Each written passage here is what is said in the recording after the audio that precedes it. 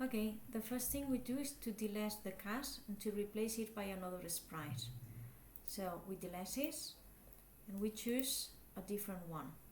We choose this one, the girl walking, because she has enough costumes to create a continuous movement. Okay, for positions to create a good sensation of movement.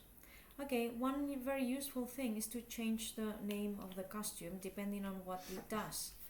Okay, in this case it's not necessary because we are going to change from one to the next one. So we don't need a specific one, but if we need this, we can, for example, this one. This one has the left leg in front, so we can change the name with left, for example, and this one with right or something like this.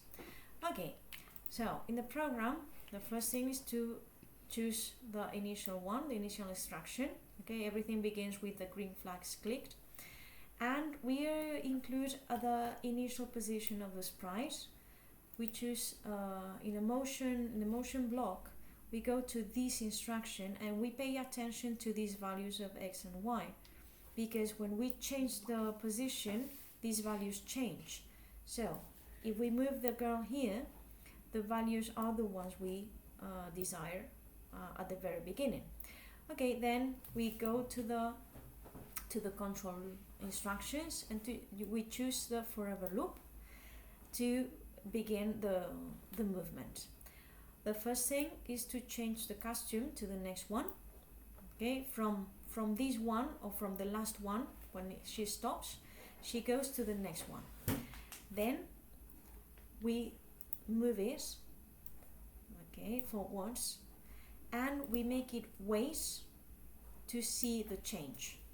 Okay, if we see the results, we can see it's very slow, and we have to adjust these two values.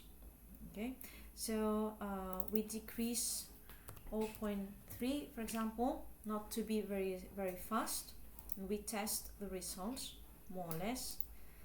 And for example, we investigate this option 15 instead of 10. Okay, and we test, is much better, but we can improve a little bit more, 17, and we see the results. Okay, more or less, that's nice. One thing we can include is this instruction to make it bounce when she touches the border. Okay, so when we include this instruction, she's going to change the direction, but we have to pay attention to this option. Okay, if this is the selected value, she will rotate, so this is not very logic in this case.